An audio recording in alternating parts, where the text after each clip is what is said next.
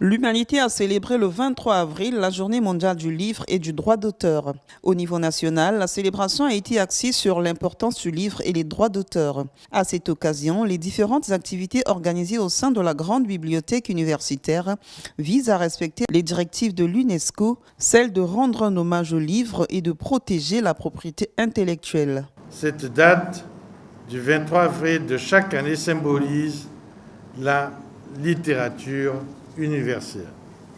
Vous convenez avec moi que le thème choisi cette année est d'un intérêt capital pour la bibliothèque universitaire au regard de ses missions traditionnelles que sont, entre autres, accompagner et soutenir l'enseignement et la recherche, identifier, acquérir et rendre accessibles les ressources pour les étudiants, les enseignants-chercheurs et les chercheurs.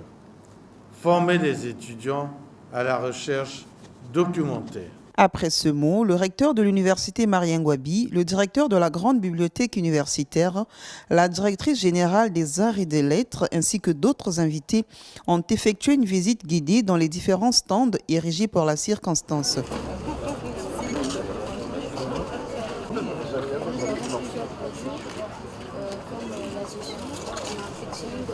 Ce sont les produits qui sont plus consommés par les étudiants et il y a aussi la communication. Félicitations.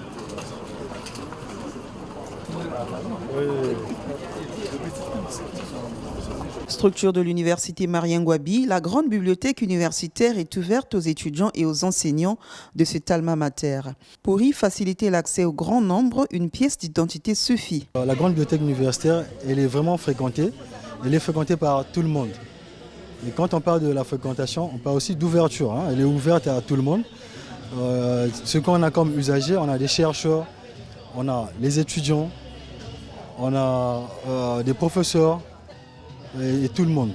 L'accès est gratuit, c'est une opportunité pour nous, pour que le grand public sache qu'on ne paye rien et pour l'instant, il n'y a pas d'abonnement. Ce que nous demandons au public, parce que les gens sont mal informés, tout ce que nous demandons, c'est d'avoir une pièce d'identité. Donc quand on parle de pièce d'identité, carte nationale d'identité, passeport, carte professionnelle, carte d'étudiant, permis de conduire. Mais tout ça là en cours de validité. Malgré la montée du numérique, le livre papier reste indispensable, a laissé entendre le directeur de cette bibliothèque au cours d'une conférence débat organisée à l'occasion. Le livre est un trésor précieux qu'on doit garder. Malheureusement, la majorité des gens de notre époque négligent la lecture et considèrent les outils de la technologie comme étant un refuge pour fuir la lecture, bien qu'elle ait des avantages illimités. Au-delà des frontières physiques, le livre présente la plus belle invention de partage des idées et incarne un puissant outil de lutter contre la pauvreté et construire une paix durable. Le livre est comme un instrument efficace pour provoquer le dialogue entre les personnes et les communautés, pour combattre la pauvreté et pour consolider la paix.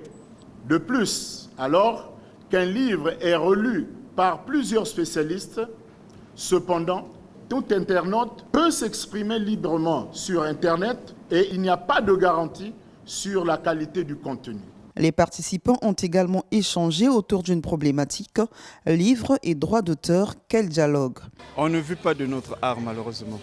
On ne paye pas les droits d'auteur parce que le premier recueil j'ai publié, Le Soleil des élites, j'ai publié ça aux éditions L'Harmattan, Paris, depuis 2017, mais jusqu'à aujourd'hui.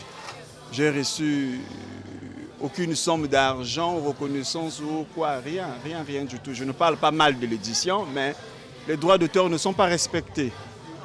Le problème, je pense que ce n'est pas de chercher à avoir des droits.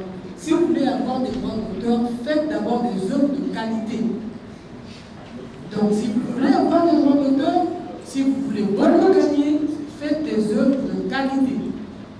Vous savez qu'il y a des chansons qui sont des chefs-d'œuvre, que Moutoum a chanté à plus de 30 ans, que Hugo Mabiala a chanté à plus de 30 ans.